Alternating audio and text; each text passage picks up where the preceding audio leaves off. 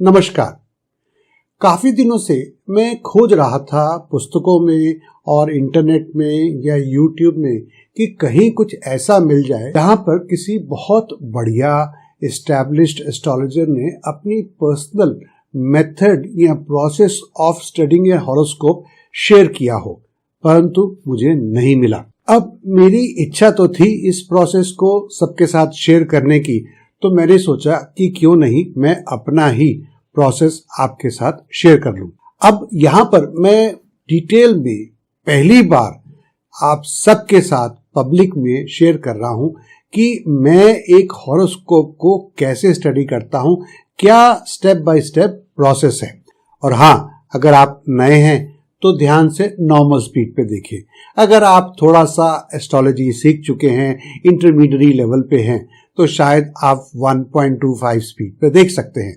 और अगर आप एक एस्टैब्लिश्ड एस्ट्रोलॉजर हैं फिर भी देखने की इच्छा रखते हैं, तो फिर आपकी मर्जी, आप इसको 1.5 टाइम स्पीड से भी देख सकते हैं।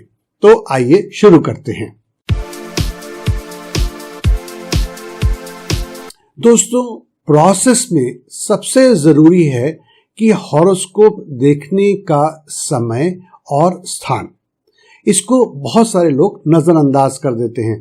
कोई कार में बैठा है तो वो हॉरोस्कोप देख रहा है, कोई खाना खा रहा है, किचन में है या कुछ भी है वो उसको देख रहा है। नहीं, ऐसा मुझे अच्छा नहीं लगता है, ऐसा मेरा अपना मानना है। आपका ऑफिस या आपकी गद्दी या आपका आसन जहां पर बैठ के आपने एस्ट्रोलॉजी का यानी कि ज्योतिष का अध्ययन किया है, वहीं बैठकर अगर आप करें तो बहुत अच्छा रहेगा। तो जाहिर सी बात है, आप अपने ऑफिस में आते हैं तो साफ सुथरे नहा धोकर आते हैं। उसी तरह से जब आप इसको स्टडी कर रहे हो तो कोशिश करें कि कोई आपको डिस्टर्ब ना करे। ठीक वैसे ही जैसे जब मैं हॉरोस्कोप स्टडी करता हूं तो मेरी टीम को मालूम है कि अब इन्हें थोड़े समय के लिए डिस्टर्ब नहीं करना है। चलिए, ये तो हो गई बैकग्राउंड। अब पहला प्रोसेस जो है वो है नेचुरली आप हॉरोस्कोप बनाएंगे। अब यहाँ पर आपको हॉरोस्कोप चाहे कोई आकर दे भी दे, अब कोई का मतलब है कि आप किसका हॉरोस्कोप स्टडी कर रहे हैं। वो आपके दोस्त हो सकते हैं, वो आपके रिश्तेदार हो सकते हैं या आपके क्लाइंट हो सकते हैं। जी नहीं, आपको हॉरोस्कोप को स्वयं बनाना चाहिए। तो जैसे कि अब मैं अपने कंप्यूटर पे एक आर्बिट्री डेट ऑफ बर्थ लेकर हॉरोस्कोप बनाता हूं।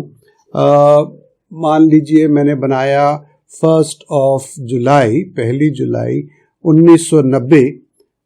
मैं स्थान भर रहा हूं दिल्ली और समय भर रहा हूं सुबह के 10 बजे। लीजिए, ये हॉरोस्कोप बन गया और मैं इसका प्रिंट आउट भी ले लेता हूं। ये लीजिए, तो ये मैंने इसका प्रिंट आउट अपने सामने ले लिया। तो हमारा पहला स्टेप तो हो गया। अब दूसरा है, हमें इसको स्टडी करना है।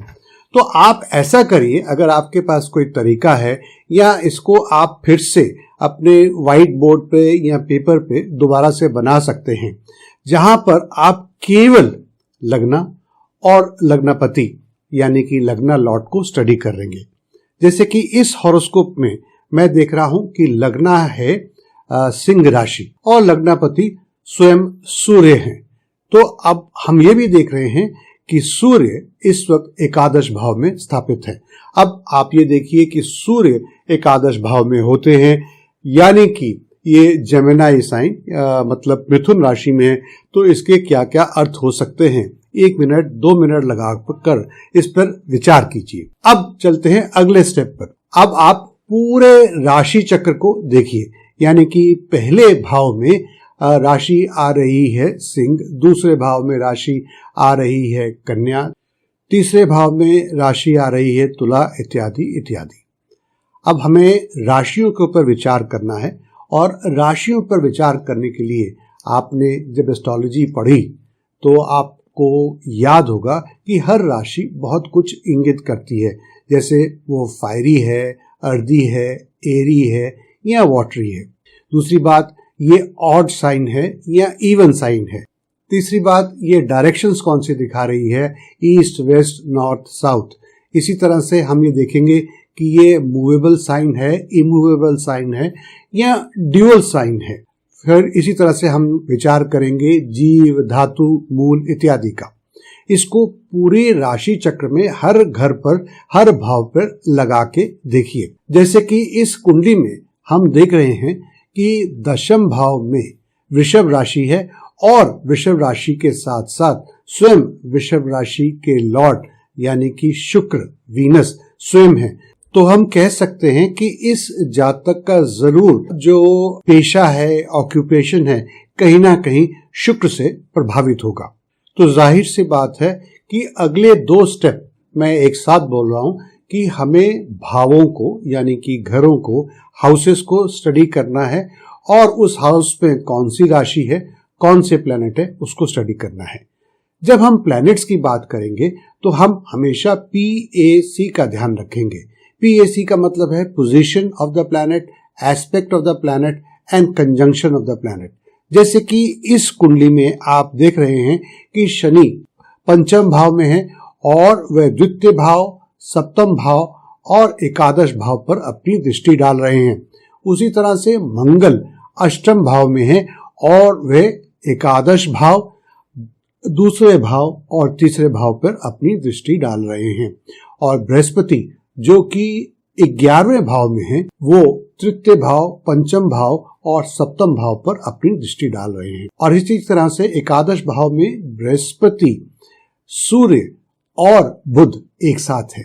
फिर हमें यह भी देखना होगा कि कौन सा ग्रह वक्री है, कौन सा ग्रह मार्गी है, कौन सा ग्रह डेबिलिटेटेड यानी नीच का है और कौन सा ग्रह उच्च का है, कौन सा ग्रह स्वराशि का है। इससे भी आपकी स्टडी और ज्यादा रिफाइन होगी। इस सब के बाद अब समय आता है कि अब हम हॉरोस्कोप में एक मूवमेंट देखें। सिंपल सी बात है कि अब हम इस समय और जहां तक भी आगे जाकर देखना चाहते हैं उस समय तक का दशा सिस्टम देखें। आप महादशा देख सकते हैं, आप सब दशा देख सकते हैं, आप सब दशा देख सकते हैं। हाँ, एक चीज मैं बताना भूल गया कि आपकी जो भी ऑब्जर्वेशंस हैं उन्हें लिखते जाइए और उसमें जहां जहां करेक्शन की जरूरत है या उसमें एडिशन की जरूरत है वो आप करते जाइए।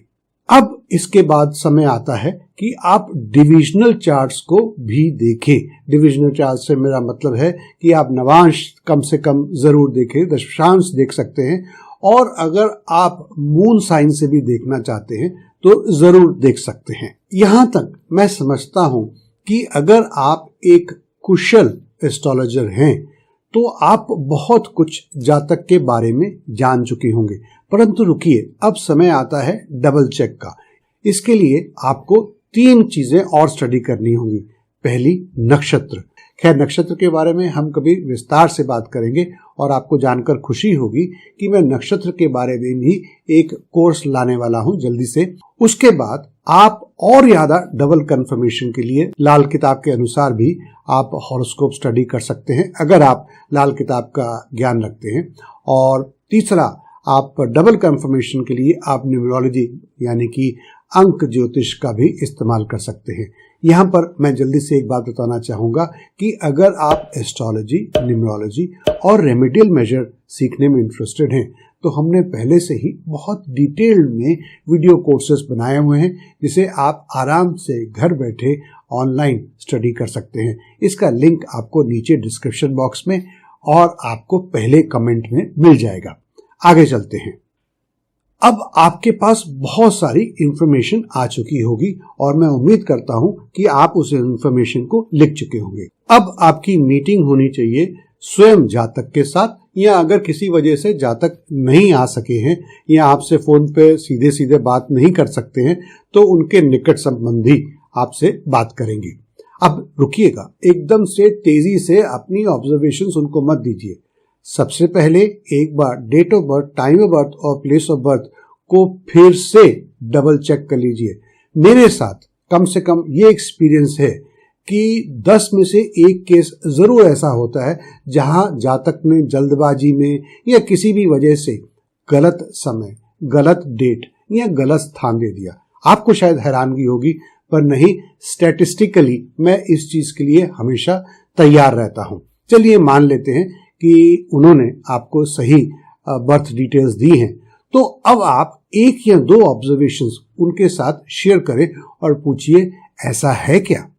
अगर वो कहते हैं जी हाँ ऐसा है, तो इसका बहुत फायदा मिलेगा आपको भी, क्योंकि अब आपको कॉन्फिडेंस आ गया कि आप ठीक हॉरोस्कोप को ठीक तरह से देख रहे हैं, और जो सामने वाला व्यक्ति है उनको भी कॉन्फिडेंस आ जाएगा कि आपने अच्छे से होमवर्क करके रखा है।